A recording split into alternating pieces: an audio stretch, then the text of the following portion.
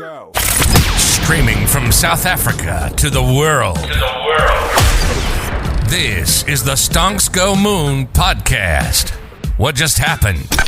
We break it down so you don't have to.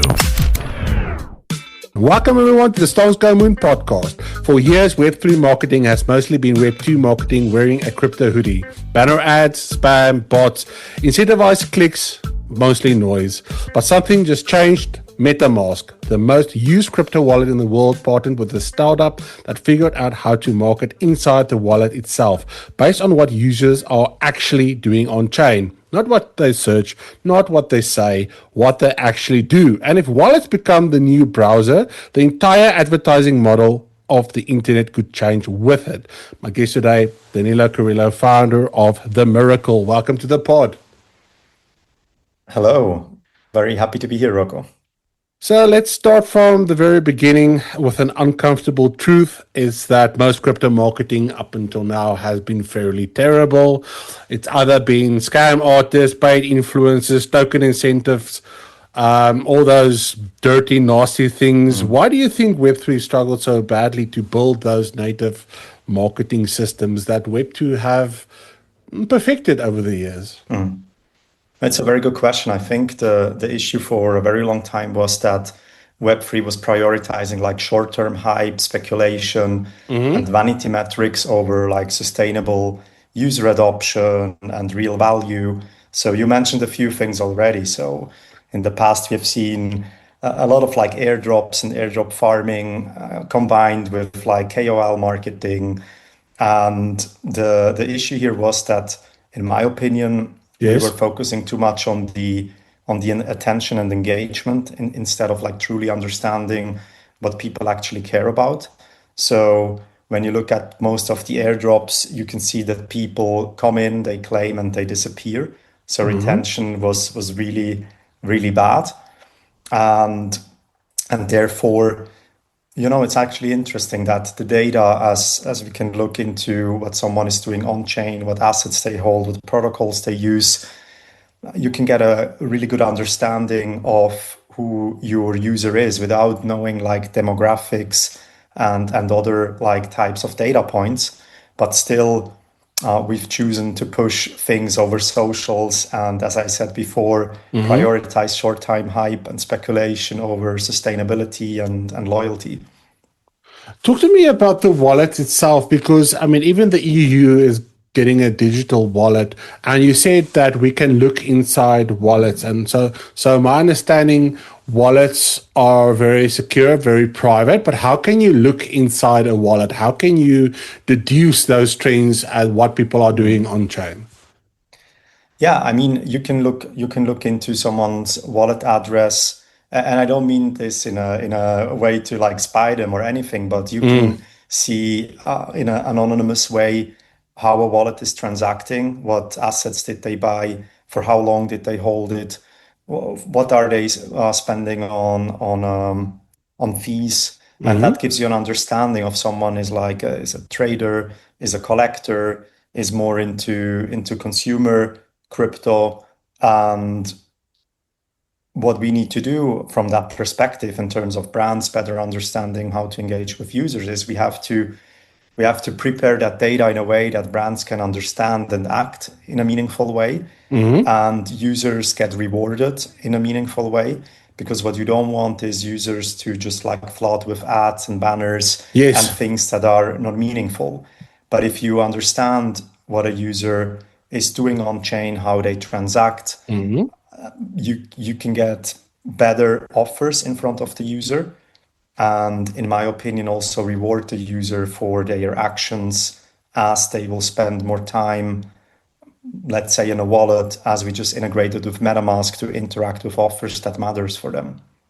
Basically, what Google's been doing for a very long time, except Google doesn't pay the user. They just sort of listen into your conversations, and then they put those things in front of brands and products. Say, hey, Rocco might be interested in I don't know, buying a new car or buying a new fridge, and then suddenly you see a private conversation that you had with someone, and your phone might have been near you, and you see Yeah. these ads popping up.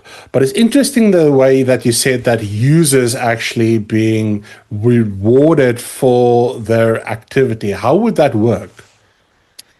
Yeah, so the way we integrate with MetaMask, but also with Solflare, another big wallet in the Solana ecosystem, is that you as a user, you go into your wallet and then you have a reward section or a benefit section. And in the benefit section, you see rewards and benefits that are tailored to you. So let's say next time you are a trader and next time you're using a decentralized exchange, you will get rewarded for using that exchange in terms of a cashback or in terms of additional points that you can collect. Interesting. And therefore, we are rewarding the users for their action. And the brands, they build meaningful connections because each reward is tied to specific actions, right? So Yes. what we mentioned in the beginning, it's not that the user comes in and sees like, okay, cool, I can claim 10 USDC, because what will happen if you can just claim and you don't interact with the product and use it, the user will just claim it and leave.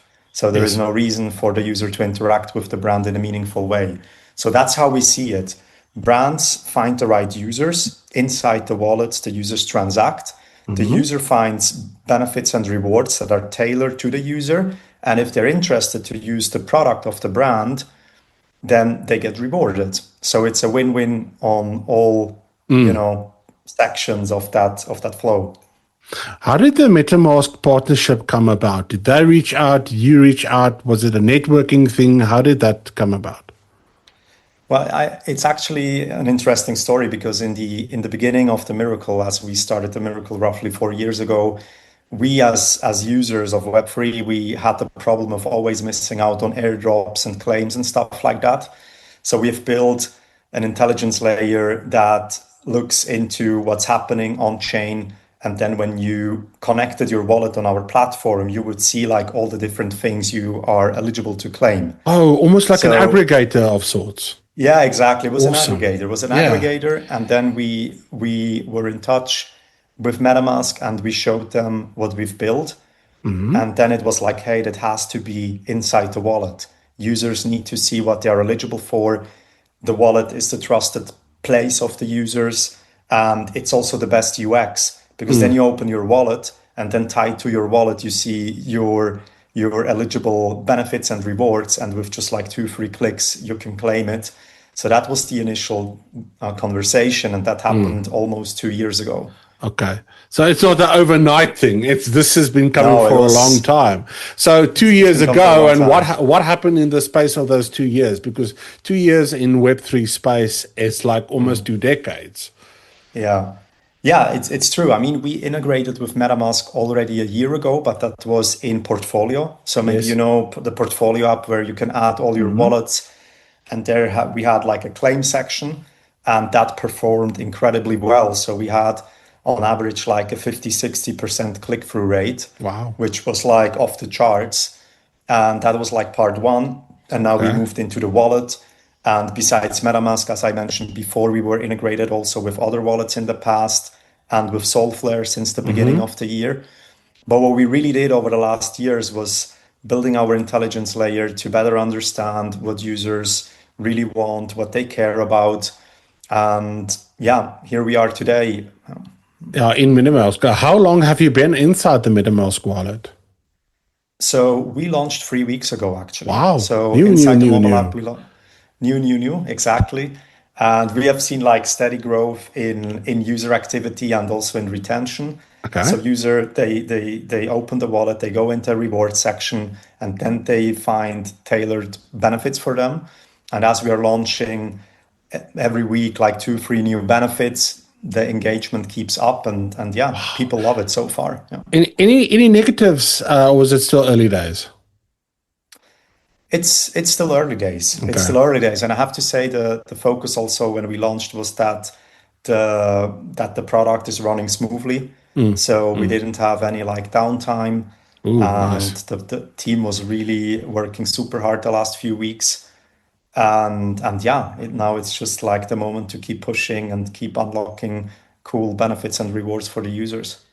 What do you think the future looks like if the internet becomes all wallet? Because you said what's nice is you go into your wallet, everything's there. And we might be going into a situation where, let's say, my ID or my bank account or whatever is in a wallet, and I open one app maybe a day, or instead of opening Google, Gmail, YouTube, whatever, and you have all those multi sort of platform advertising spaces.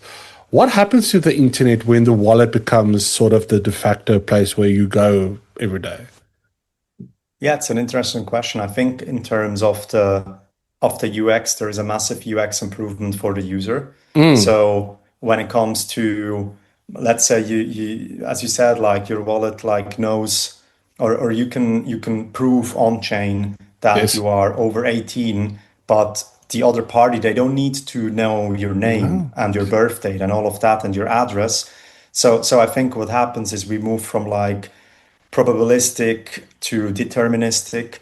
So what that means is when the world is moving on chain, and we see that with more and more stablecoin adoption, Yes. stablecoins becoming like the settlement layer, then when I look at the wallet, it is like your go-to app to spend, to invest, to unlock entertainment. And that's how I see it. It becomes basically your operating system where you go in and you join things that you're interested in. And that goes, as I mentioned before, like from investing to entertainment to sports. And we see that already now, because when you open a benefit right now in MetaMask, Yes.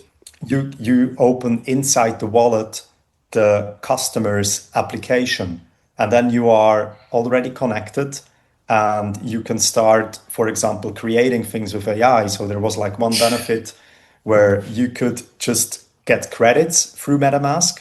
So you clicked on it and it said like, hey, claim your 100 AI credits, start creating. And then within like 2-3 clicks, without like signing up through name, last name, email, and so on, Yes. you could just connect and use your AI credits and start creating. So it's like, in my opinion, such a beautiful user experience. And I compare it a little bit with Apple Pay, right? I think Apple Pay is a really good example that sometimes when I want to pay, or also when I want to sign up somewhere, it's just like 2 clicks. And I think Yes. that's like the gold standard in UX. The less friction, the better. I mean, Yeah, the less friction, the better, and the less noise, the better. yes, So I had we don't want it. Sorry. No. Please continue. No. I just wanted to say we don't want to turn Web3 like into a massive like ad space with banners and noise, because that's what users, like started to churn from, or like to switch off certain like ad Yes. blockers and stuff like that in Web2. So that's not what we want to become in Web3. We want to become like less noisy and more rewarding. And that's, I think, the way to go. Not mass broadcasting, but really understanding on an individual level what you care about, what you value, and how you connect with a brand in a meaningful way. My children, and I always look at the younger generation through the lens of my own children, and they hate ads. They make me pay for YouTube Premium because they could not deal with ads. And I feel our generation, without giving away our age, we sort of grew up with ads as, oh, this is just sort of what it is to experience this content for free. And the younger generation is totally rebuking ads. So it's, to me, what you guys are doing is fascinating. And that's one of the reasons why I wanted to talk to you, is because when you shift from just putting ads out there and something like click on this or do that, and you substitute it with, hey, here is value for you, but it's still ad. It's still an ad, but it's just a different way of thinking about it. That to me makes so much sense. And my last question would be, before I let you go, what in the let's say the next year or two, what are your goals for the Miracle? What do you want to achieve? What are some of the goals that you want to hit, and maybe something in the pipeline that you're working on? Yeah, I mean, it's a very good question, and also quickly back to what you said before. Sure. Ads, especially like banner ads, or what you said, like on YouTube, it really annoys you. And I think that also you don't, like, a brand is not building a the brand is not building a meaningful connection with the user. It makes me hate your brand. I don't know how people don't realize that. Exactly. I can only see a VPN ad so many times before I go, cool, dude, I get it. I don't care. Yeah.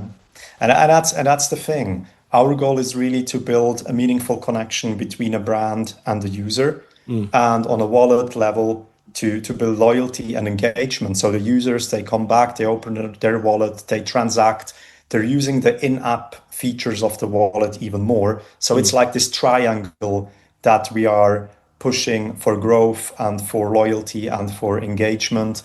And our path is really clear. We see that wallets becoming that interface where users transact, interact, and build meaningful connections with brands. And we keep integrating with more wallets. And MetaMask and Solflare was just the beginning. When do you think applications start to join the party? The Web2, the sort of quote unquote traditional Web2 applications? Well, we are already in touch with a few of the Web2 brands. Interesting. And that's something, I mean, without like telling any names. Yeah, there's the pipeline. Okay. Exactly. There's a pipeline, because at the end of the day, as we mentioned before, people in general, they become very ad resistant, and we offer brands a new way, a meaningful way to better understand users and build that relationship with the user. So we're going to see also Web2 and Web3 merging. And I think without like using the buzzwords of Web2 and Web3, because what brands want is to acquire and retain users, and we can definitely help them in a meaningful way. And it doesn't matter if your brand is from Web2 or Web3. The marketing language is universal. Danilo, thank you so much for joining me today. If the listeners want to go and connect with you, where can they find you, and where can they find The Miracle? Yeah, they can find us on themiracle.io. And if you're a brand, feel free to reach out. Super happy to help you acquire and engage users. And you can find us also on X. And all the information will be on the website. And we'll put all the links in the comments as well. Brands, go and check these guys out. They're building something truly unique and interesting. Thank you so much for joining me today. And to our listeners, peace, love, and prosperity. And we'll catch you in the next one. Cheers. And baby, I wait 1,000 more. Baby, I've waited 1,000 years. And baby, I'll wait 1,000 more to be the one that you adore. Every night I close my eyes, I see you standing at my door, like time has never touched, just like we've been here before. If forever takes a lifetime, I'll be standing in the rain. If loving you's the only truth, I'd do it all again.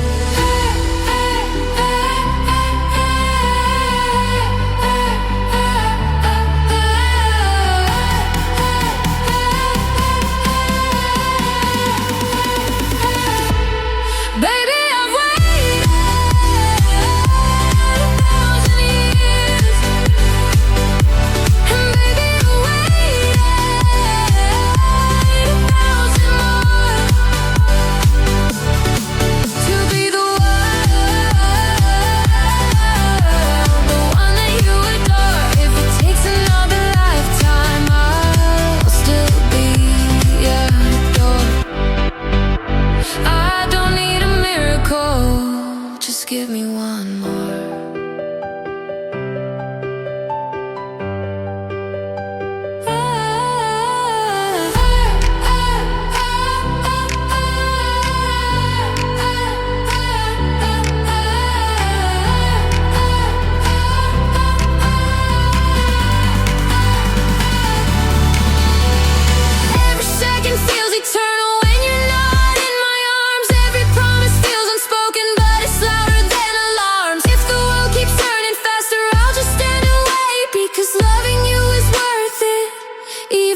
it takes.